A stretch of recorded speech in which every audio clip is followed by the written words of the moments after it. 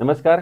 आपल्या सगळ्यांचं स्वागत आहे. आयकॉन स्टील प्रस्तुत बिल्ड आयकॉन या उपक्रमामध्ये. आज आम्ही आलोत नाशिकमध्ये आणि माझ्यासोबत आहेत यंग इंजिनियर संघर्ष लहाने. यंग इंजिनियर म्हणण्याचं कारण मला नेहमी असं वाटतं, की देशाचा खरा विकास हा इंजिनिअरच्या हातात आहे. पण त्याहीपेक्षा महत्त्वाचा तो तरुण इंजिनिअरच्या हातात आहे आणि त्यापैकीच एक इंजिनिअर माझ्यासोबत आहेत.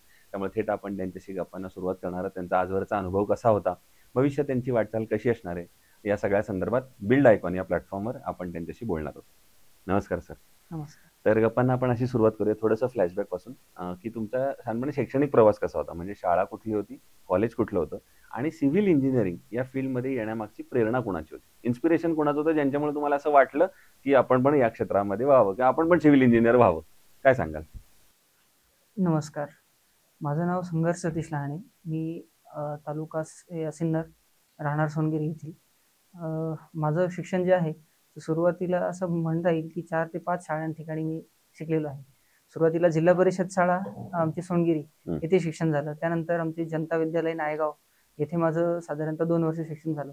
त्यानंतर मी मुंबईसाठी सोशल सर्व्हिस लीग हायस्कूल येथे मी शिक्षणासाठी गेलो 2 वर्ष आणि त्याही नंतर मी परत एकदा नायगावला TS दिघोळे विद्यालय इथे 10वी पर्यंत शिक्षण घेतलं.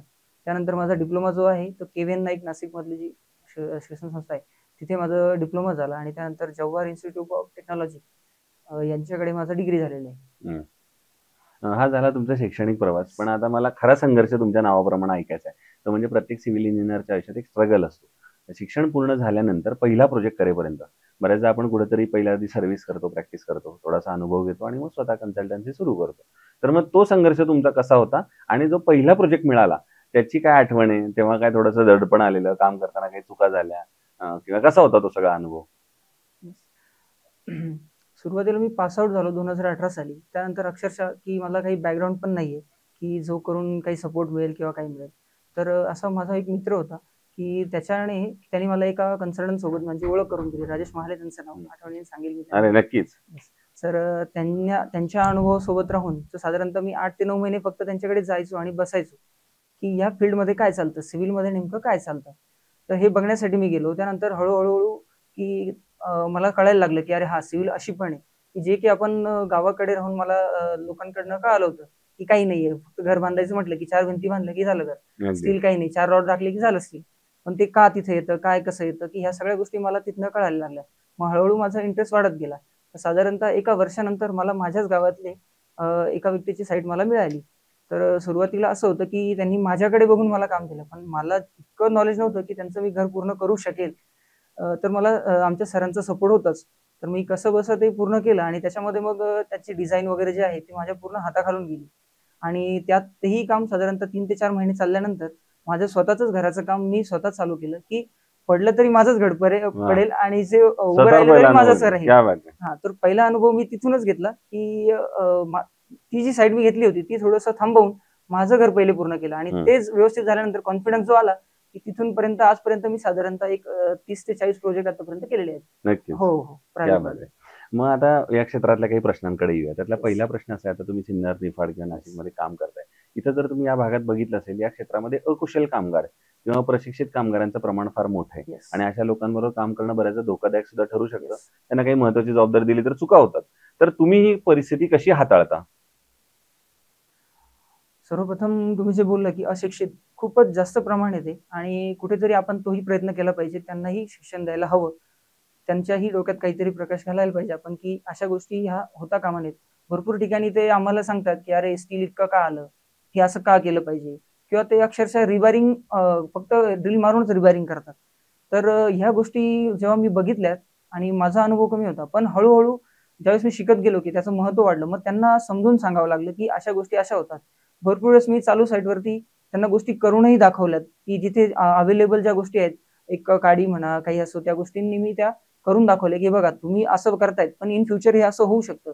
लोड आल्यानंतर काय होतं, काय नाही किंवा त्यांना आपण पेनिट्रेशन टेस्ट दाखवतो. ती देखील मी त्यांना करून दाखवली. त्यानंतर काही लोकांचं चेंज झालेलं आहे, जास्त तर झालेलंच नाहीये.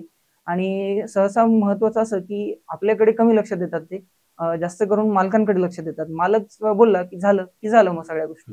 त्यामुळे सध्या असं मला वाटतं, की इंजिनिअर लोकांनी त्यांना प्रशिक्षण देणं गरजेचं आहे. जे काही आपले लेबर्स वगैरे आहेत त्यांना. नक्कीच, नक्कीच. यातला आणखीन एक महत्त्वाचा प्रश्न आहे, तुम्ही आता रेसिडेन्शियल प्रोजेक्ट्समध्ये आहे, तर त्यावरनं पण प्रश्न विचारतो, की बऱ्याच कस्टमरचं असं म्हणणं असतं कायम, की आमचं बजेट थोडं कमी आहे. एवढ्याच बजेटमध्ये घर करून द्या. आणि एक इंजिनिअर म्हणून तर तुमची जबाबदारी असते, की कायम दर्जेदार घर बनावं, की ते दीर्घायू टिकेल. तर अशा वेळेला बजेट आणि क्वालिटी या दोन्हीचा समतोल तुम्ही कसा राखता? सर्वप्रथम तर आपण मी ॲज अ कन्सल्टंट म्हणून देखील काम केलेलं आहे. तर मी पहिले त्यांची काय परिस्थिती आहे, काय गोष्टी आहे, सर्व गोष्टी पहिले मी जाणून घेतो त्यांच्याकडनं आणि त्या झाल्यानंतर त्यांच्या बजेटमध्ये कसं घेता येईल, तर त्यांच्याशीच चर्चा करतो, की तुम्हाला त्याची गरज किती आहे, काय हं. किती आहे? तुमचं घर तुम्हाला पूर्ण झाल्यानंतर तुम्ही लगेच राहणार आहात का? की तुमचा उत्पन्नाचा स्रोत काय आहे? त्या गोष्टी ठरवून मग आपण त्यांच्यासाठी कोणती डिझाइन वगैरे काय तशा गोष्टी आपण सर्वप्रथम तयार करतो. की असं कधी-कधी असंही होतं, की नाही आम्हाला खूप छान बंगला बांधायचा आहे. पण त्यांना असं वाटतं, की तो एक साधारणतः 10-15 लाखात होऊन जातो. पण ॲक्चुअली खूप छान म्हटलं, की डिझाईन्स येतात, सगळ्या गोष्टी येतात, मटेरियल वाढतं, स्टील वाढतं. ते झाल्यानंतर, की ऑटोमॅटिकली ती कॉस्टिंग वाढते. सो मी बेसिकली त्यांना हेच सांगतो, की तुम्ही लूककडे नका जाऊ, क्वालिटीकडे जा. नक्की. क्वालिटीकडे गेल्यानंतर त्यांचा जो अनुभव आहे आणि त्यांना जो मेंटेनन्स येणार आहे भविष्यातला, तो कमी येतो. हां.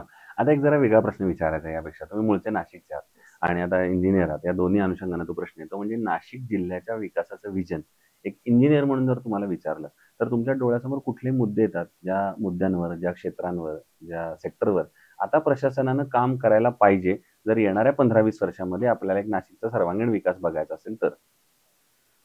येणाऱ्या सगळ्यात महत्त्वाचा म्हणजे येणाऱ्या काळात जो काही आहे विकास होणार, तर हे सगळ्यात महत्त्वाचं म्हणजे रस्ताच आहे. हं. की आज नाशिकमध्ये जे काही पॉलिटिकल असेल किंवा आपण सार्वजनिक सर्वसामान्य लोक आहोत यांनी विचार केला पाहिजे, की या रस्ता म्हणजे जे काही रस्ते आहेत छोटे-मोठे ते आजच मोठे जर झाले, तर इन फ्युचर त्याची तिथे रहदारी वाढतेच किंवा काय होते म्हणजे माझा एक नेहमीचा अनुभव मी जाता-येता सिन्नर नाशिकवरनं जो येतो, हं, हं. तर पुणे हायवे अक्षरशः चालू होऊन साधारणतः 7 ते 8 वर्ष झाली. पण आजही तिथे खूप ट्रॅफिक आहे. हं, हं. तर हेच विजन जर त्यांनी अगोदर ठेवलं असतं आणि आताच लेन जर वाढवून घेतलं असतं तेव्हाच, तर रस्त्याने येणे-जाणे एकदम सोपे झाले असते. बरोबर. तो परत त्या गोष्टींमध्ये खर्च करण्याची गरज नाहीये. गरज नाहीये. फार महत्त्वाचा तुम्ही मुद्दा येस. म्हटलात रस्त्यांचा.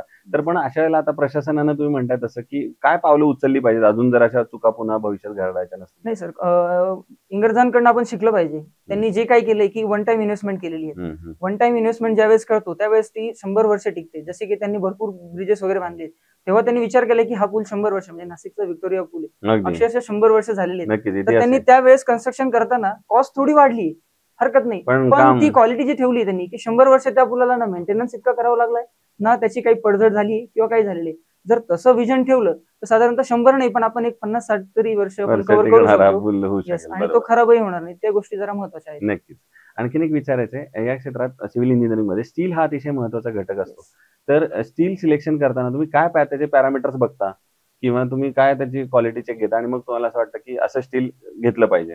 सर स्टील चेकिंगमध्ये साधारणतः डक्टिलिटी म्हणा हं, किंवा शिअर स्ट्रेस वगैरे त्याचं काय आहे हं, हं. त्या गोष्टी आपण हाताळल्या गेल्या पाहिजे. काय हं, आहे, काय हं. नाही. साधारणतः एक ढोबळ मानाण्याची की मी लेबर लोकांकडून ऐकतो, तर त्यांचं असं म्हणणं आहे, की म्हणजे राजुरी स्टील भरपूर प्रचलित होतं. पण ते असं म्हणताय, की ते फार हार्ड आहे. हं, हं. डक्टाईल आहे. हं, तर हं. ते एकदा दोनदा जर ज्यावेळेस आपण बेंड करतो, त्यावेळेस ते तुकडा पडतो असं त्यांचं म्हणणं आहे. हं, हं. मग तो तुकडा पडतो म्हणजे याचा अर्थ काहीतरी त्याच्यात कमी जास्त झालेलं आहे. आत्ताच्या काळामध्ये. तेच त्यांनी आयकॉन वगैरे वापरलं, तर त्यावेळेस ते म्हणतात की नाही हे सॉफ्ट जातंय. बरोबर. सॉफ्ट गेल्यानंतर तो बेंड आणि तुकडा पडण्याचे चान्सेस कमी होतात. त्या गोष्टी मग लक्षात त्यांच्या घेतला थ्रू पाहिजे. घेतले पाहिजे. बरं. टेक्निकली म्हणण्यापेक्षा. आयकॉन स्टील वापरलंय तुम्ही कुठल्या येस सर, प्रोजेक्टमध्ये? येस. मागचे 4 वर्ष झाली मी आयकॉनच वापरतो. Very good. मग तुमचा अनुभव आयकॉनचा कसा आहे? म्हणजे त्यांचे प्रॉडक्ट असेल, क्वालिटी, सर्व्हिस, डिलिव्हरी, अवेलेबिलिटी? आयकॉनबद्दल एक 4 वर्ष झाले तेव्हा मी आयकॉनचं म्हणजे जाहिरातीमधनं बघितलं होतं, पण वापरलं नव्हतं. तर माझी नुकतीच एक शिर्डीला कमर्शियल कम रेसिडेन्शियल साईट चालू झाली होती. हं. तर त्यावेळेस सर्वप्रथम आमचे तिथे आता मला सरांचं नाव माहीत नाही. पण ते आमच्याकडे आले, की आमचं आयकॉन स्टील वापरा वगैरे काय आहे, काय नाही. तर साधारणतः मोठी असल्यामुळे आम्हाला थोडी धाकधूक होती. पण आम्ही साधारणतः त्यांनी आम्हाला कन्विन्स केलं. त्यांच्या टेस्ट वगैरे दाखवल्या. काही टेस्ट आम्हीही केल्या. त्यानंतर आम्हाला तिथे वापरावं असं वाटलं आणि साधारणतः आज 4 वर्ष झाली. त्यातला एक हा प्रोजेक्ट तर कंप्लीटही झालेला आहे. हं, अतिशय छान पद्धतीने. हं, त्यामुळे हं, आयकॉनबद्दल छानच रिझल्ट आहे आणि आजही ज्यावेळेस मी बंगलोरच्या प्रोजेक्टसाठी वगैरे वापरतो, हं, तर तिथेही त्याचा रिझल्ट उत्तम आहे. हं. जे काही मला ऐकायला मिळतं चांगलाच मिळतो, पॉझिटिव्हच मिळतो. वाह! आणखीन एक मला विचारायचं सुरुवातीच्या टप्प्यात कायम एक आपल्याला संघर्ष असतो, जसं मी मगाशी एक म्हणलं. पण आता रोज काम करताना सुद्धा काहीतरी अडचणी येतात. तर मला एक असा प्रसंग तुमच्याकडनं ऐकायचा आहे, की अशी एखादा प्रसंग, एखादा प्रोजेक्ट असा जो काम करताना काहीतरी अडचण आल्या, आव्हान आलं आणि त्या आव्हानावर तुम्ही कशी मात केलीत? कधी ब्लॅक कॉटन सॉइलचा असेल, कधी कामगारांचा असेल, कधी तंत्रज्ञानाचा असेल, काहीतरी अडचणी, निसर्ग अडचणी येतात. तर अशी एखादी अडचण आणि त्याच्यावरची मात कशी केली, तसा एक प्रसंग? अडचण सर्वप्रथम ही सध्याच्या याच्यामध्ये जे चाललंय, तर लेबर प्रोडक्टमध्ये चाललेलं आहे, हम्म, की लेबर लोक साईटवर येत नाही. हम्म. आणि काय झालंय की सर्वांना घरपोच मिळतंय सर्व, म्हणजे काम नाही केलं तरी ते उपाशी राहत नाही. एक काळ अगदी. होता की ते उपाशी राहायचे कामावर नाही गेले तर, आणि बरोबर. आज असं आहे की ते 8-8, 10-10 दिवस कामावर येत नाही. त्याच्यामुळे अक्षरशः कॉस्ट वाढण्याचं कारण जे आपण म्हणतो त्यात साधारणतः लेबर प्रोडक्टिव्हिटी हा सुद्धा एक अडचण झालेली आहे. तर बरोबर. थोडंसं आपण त्यांना असं म्हणता येईल की आयतं खाऊ न घालता बरोबर. त्यांना कामाची जरा आवड द्यायला हवी. बरोबर. आणि बरोबर. बाकी दुसरं म्हटलं गेलं तर ही साईटवरती ब्लॅक कॉटन साईल आल्यानंतर आपल्याला फाउंडेशन वगैरे ह्या त्या गोष्टी, पिनिंग, या सगळ्या गोष्टी करावं कराव्याच लागतं. लागतात. बरोबर. बरोबर. तर त्या गोष्टी आपण उभं राहूनच करावं लागतं, कारण लेबर लोकांना माहित नाही की ब्लॅक कॉटन सॉइल मध्ये काय करावं लागतं किंवा काय. ते फक्त सांगतं की काही नाही, स्टील थोडं वाढवलं, भराई जास्त केली की होऊन जातं. पण असं चालत नाही. काही टेक्निकल गोष्टी त्यांना समजून सांगून मगच त्या गोष्टी उभं राहून करून घेता येतात. हम्म. आता अगदी शेवटचा प्रश्न, ते म्हणजे या क्षेत्रामध्ये आता जे तुमच्यासारखे तरुण इंजिनियर्स येतात, यंग इंजिनियर्स येतात, त्यांना तुम्ही एक मित्र म्हणून, एक सिनियर म्हणून काय सल्ला द्याल या क्षेत्रात येण्यापूर्वी? सर्वप्रथम त्यांनी अनुभव तर खूप घ्यावाच, हम्म. पण त्याही व्यतिरिक्त त्यांनी एका चांगल्या अनुभवी माणसाकडे शिक्षण घ्यावं थोडे दिवस, की जेणेकरून आपण ज्या फील्डमध्ये काम करतो त्यामध्ये अशिक्षित लोक आणि अशिक्षित लेबर हे खूप जास्त आहे आपल्याकडे. तर त्यांना सांगताना, समजवताना आपल्याला फार त्रास होतो. तर जर तुमच्याकडे अनुभव असेल तर तुम्ही त्यांना समजावून सांगू शकता, बोलू शकता, कारण ते स्वतः साईटवर काम करतात. तर काम करताना ते आम्हाला म्हणजे काही गोष्टी अशा बोलतात की आपल्याकडे उत्तर नसतं अनुभव कमी असल्यामुळे. बरोबर. तर तोच जर अनुभव आपल्याकडे असेल तर आपण त्यांना सांगू शकतो की नाही, तुम्ही असं करा, याने तुमचा या गोष्टी फरक पडेल असं. सो त्यांनी अनुभव घेणं गरजेचं आहे. वा. सो ते सिव्हिल इंजिनियर संघर्ष लहानेजी, आणि त्यांनी सांगितलं त्याप्रमाणे अनुभव हा पाया असतो कुठल्याही करिअरचा. त्याप्रमाणे एखाद्या बिल्डिंगचा पाया मजबूत असला तर ती बिल्डिंग उभी राहते. त्यामुळे प्रश्न, अनुभव जर चांगला असेल तर नक्कीच तुम्ही या क्षेत्रात यशस्वी व्हाल. पुन्हा एकदा आपल्या मनापासून आभार की तुम्ही आलात, आणि भविष्यात सुद्धा असे उत्तम उत्तम आयकॉनिक प्रोजेक्ट तुमच्या हातून घडावेत, याच आयकॉन स्टील तर्फे मनपूर्वक शुभेच्छा. Thank you very much.